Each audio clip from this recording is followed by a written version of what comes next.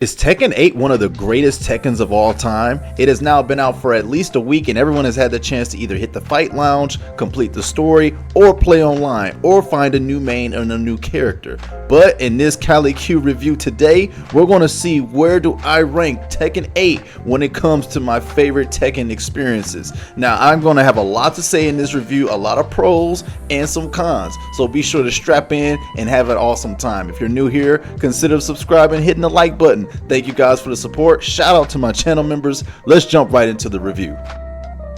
And as soon as you turn on Tekken 8, there's already something to praise. I absolutely love this game's presentation and packaging. The way that Kazuya is just looking you down as soon as you turn on the game, and the way that you gloss around his glistening body and rippling muscles as the main menu is going around to the different sections. I think it is very tastefully done. They give you the plethora of different modes, the story mode, the offline modes, the online modes, the customization modes, and also things like player data and community tab. Now I have to start here because I love breaking a game down as I play it, and the way that Tekken's menus and its opening screen, it sends a message of the theme and atmosphere of the game right away, so it already sets the tone, so that's already a W for me. You guys would be surprised how sometimes a bad menu can actually affect your experience with a game. Now we're going to go ahead and jump right into the game's story mode, which I believe was one of the highlights of my experience while I was playing this game. I truly enjoyed the highly detailed cutscenes, and I really loved the seamless transition from battle to battle. You primarily control Jin, and then you go through different things like tournament modes and things like that. I don't want to spoil too much here because I want you guys to still play the game. Story mode's only about 4 hours, so it's not like you're getting a huge experience or long running time when it comes to playing the story. But it is still something that makes it a very fun 3 to 4 hours depending on how you pace it out. It's entertaining, it stays legit throughout all the way through, and there are some twists and turns that I truly really enjoy. The new characters Reina, Victor, and Azucena make a good impression, considering that they are newbies to the Tekken series. Once again, I do think that Victor and Reina definitely got the bigger ends of the stick when it came to the story, because Azucena is really not a prominent figure in the story. But again, I don't want to spoil too much, so please consider playing it when you get your hands on it and see for yourself. As for one more thing about the story, there's something that they do in here that's so reminiscent of a classic Tekken feature for me, and that is a part in the story where you are nearing the end and there are different armies and different war battles, and slight spoiler ahead, but I have to put this part in my review. When I played the Force mode / War Avengers mode, this was one of the hypest things I had ever experienced. I was so excited while I was playing with the different characters, clearing out their different sections against the G-Corp. Man, this was one of the highlights of the story for me, and I wish that this would become a solo mode. Bandai Namco, listen to me now. You guys need to make this a separate DLC mode, and I will play it. I'm also a huge Dynasty Warriors buff, so maybe this reminded me of Dynasty Warriors and Tekken mixed together. But this part of the story made me so incredibly hyped, especially when I got my boy Lee Chaolan on the field. Man, it was just one of the best parts to play, and I felt it. I was getting chills as I played it. Some of you might be like, okay, you're overdoing it, but no, I'm telling y'all, this was a throwback to classic Tekken 3, Tekken Force, mixed with a little bit of Tekken 6 in there, and mixed with some Dynasty Warriors. Whatever it was, I truly enjoyed it, and it made the story go insanely high for me. So this right here alone was one of my funnest moments of Tekken 8, hands down. One thing I'd also like to say about the story's finale, without showing any footage, was it was quite emotional, man. I actually felt certain emotions as I was finishing up this game's story, and the way that certain spoiler things happened, like little things. It was the small attention to detail that Bandai Namco did that really made me appreciate it, and my Tekken 3 heads should know exactly what I'm talking about in that final battle. That was just such a classic touch. I could feel the music, I could feel the atmosphere, and I could feel the moments and the intensity and tension of the moments as it was happening in that final battle. The final battle is off the chain, and I absolutely loved it. As for some cons to the story, again, it's a fighting game story, so what can you do? not everything will be legit. There will be some plot holes. So it wasn't a perfect story, but it was a good to great story, and it was a serviceable story to a fighting game. So for me, that's all I ask from my fighting games, is to try. So story gets 2 thumbs up from me. Now next, let's jump into the actual meat of the game. What makes Tekken Tekken, and that is its fighting system. Now Tekken 8 prioritizes and rewards aggressive play styles and playing aggressively. So that is one thing that I noticed with the new heat system, the rage system, is that Tekken wants you to get in their face and it wants you to fight. It's no longer like a little footsies or things like that. Tekken 8 is a very aggressive game and it wants you to stay aggressive, which I'm fine with. This is a new game. If you want to play Tekken 6, go play Tekken 6. If you want to go play Tekken 7, go play Tekken 7. In my case, I peaked at Tekken 5, which is why I still play like I'm playing Tekken 5. I'm still not used to rage arts and things like that, so I'm kind of dated. I'm kind of stuck in 2005, but I appreciate the battle system that this game brings to it because it is a new era. It is its own game and its own battle system. So it's just up to me. It's my job to learn how to play Tekken 8. So don't come into this game expecting it to be, oh, this is not the Tekken I know. Hey, it's a brand new Tekken, and for me, the gameplay is fun, it's fast paced, it's in your face, and it's rewarding, and I like it. I'm still adjusting. Like, I don't really understand the heat system and all of that, but I'm learning, and that's what playing a new fighting game is all about. It's all about learning. So the Tekken core gameplay gets a 10 out of 10 for me, or thumbs up, because it's fun, and it's fun, and it's Tekken. So now we're going to review some things like the online play or ranked match or player match. One con I have to say off the rip is the menus and the UIs in fighting games are usually pretty difficult, so getting a match and adding each other and all that sort of stuff can be a little frustrating at times. But focusing solely on the actual ranked match and player match experience, there's this feature in here that Tekken 8 has, as you can see on the screen, where my replay is showing me how I can actually improve as a fighter. It's showing me where I could have punished, it's showing me a combo I could have done, and it's showing me how I can react to a player's certain move. And then you can test that out for yourself. This is one of the greatest training mode mechanics I have ever seen for someone who's actually trying to study the game and get better as a player with their main and against certain people that they struggle with. They get an absolutely 2 thumbs up from me because this is just off the chain, and it's one of my favorite features I think I've ever seen in a fighting game.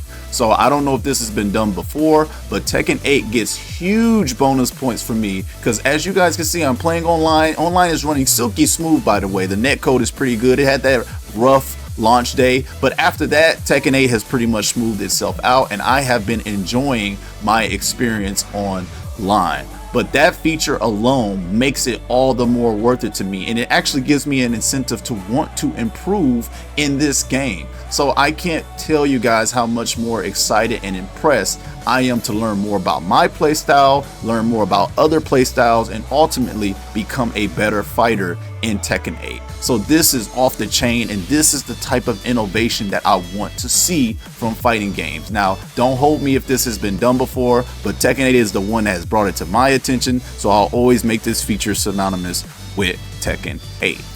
Now, moving over to some of the other online features is the Fight Lounge. Now, this was made a big deal before the game came out, and this is Namco's response to Street Fighter's Battle Hub. And I have to say, I was very critical of this mode before, and I still am. This did not impress me at all.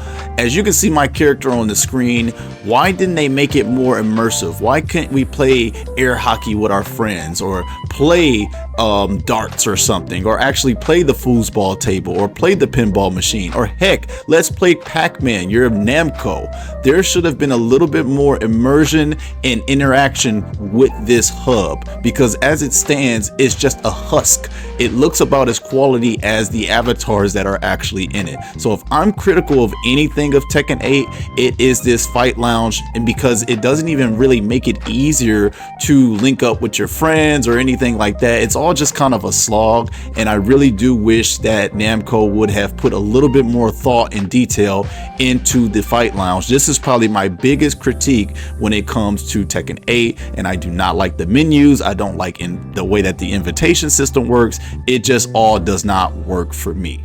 As you can see, this is me and my buddies trying to make this mode more funnier, fun, and interacting and engaging, because this is about the biggest thing that you can expect to gather from the fight lounge. So unless you got some buddies to do the spin with you, you might be doing it alone. And I think that that is a critique.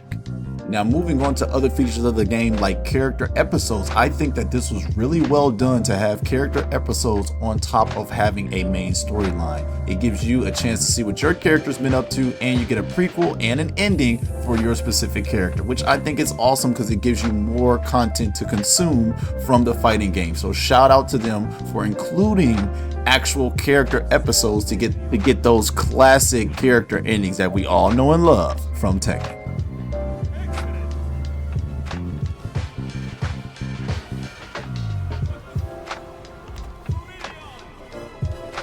As many as you probably know, there are 32 characters in the base roster of the game, and I think that this was a healthy amount of characters to start the game off with. We also know that there's DLC coming, so this is a W for me.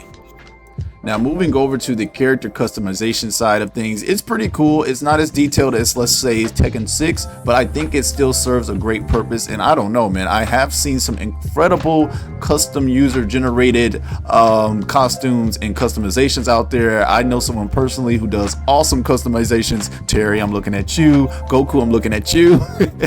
But I think this was okay. I think it's pretty good. I think it could have been better compared to other fighting games. I think that it's time for Tekken to go a little bit harder and deeper when it comes to customization, but this is serviceable. It works and people are still having fun, and what do you know, that's all it's all about, having fun. So I love that they have customization even in Tekken. I remember when it was a baby in Tekken 5, so it's nice to see how far Tekken has come when it comes to customization. And as you guys can see, it has the head options, glasses, entire body, lower body, shoes, things of that nature, and I'm showing a little bit of that off right here with Lee. But all in all, man, it's awesome. It's good. Not the best, but it's not terrible. I think it works perfectly.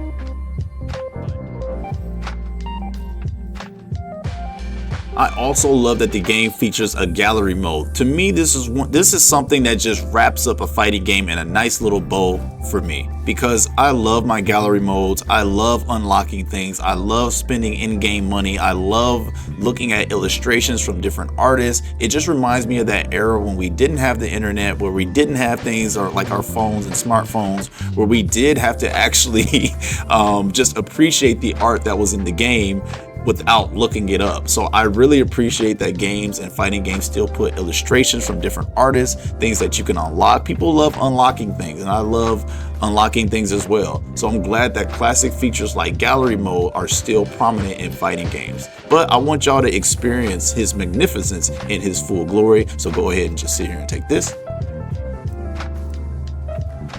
But nah, jokes aside, I really do appreciate having gallery mode and things like watching the different character endings and just seeing the history of Tekken all in one place. It can take you down memory lane and it can catch you up on the story. So I love when games have gallery modes. It's just absolutely perfect in Tekken 8, and I wouldn't have it any other way.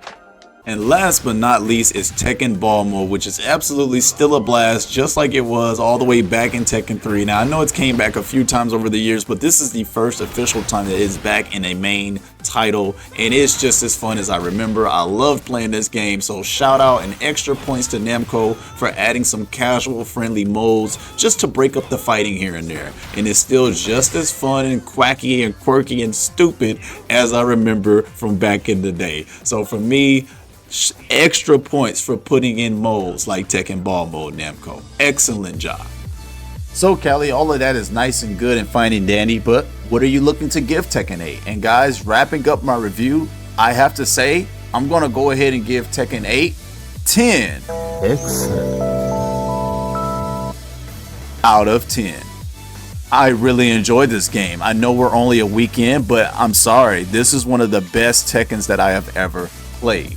To me, it is much better than Tekken 6, it is much better than Tekken 7, and I haven't had this much fun with a Tekken since Tekken 5. Now, it remains to be seen if it will win the long-standing game. Of course, we have to let things test their longevity and see how long do we actually have fun with it. But from the first week and first impressions, from the story, from the amount of content, to the presentation, to the amount of fun that I'm having, man, Tekken 8 to me, for the Cali Q review, is a 10 out of 10. Thank you guys so much for watching this review. If you made it to the end, make sure you say excellent in the comment section down below. That way I'll know who my real folks are who really watched this entire review.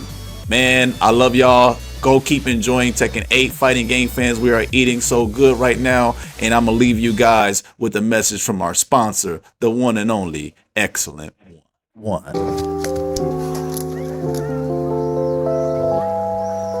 Excellent.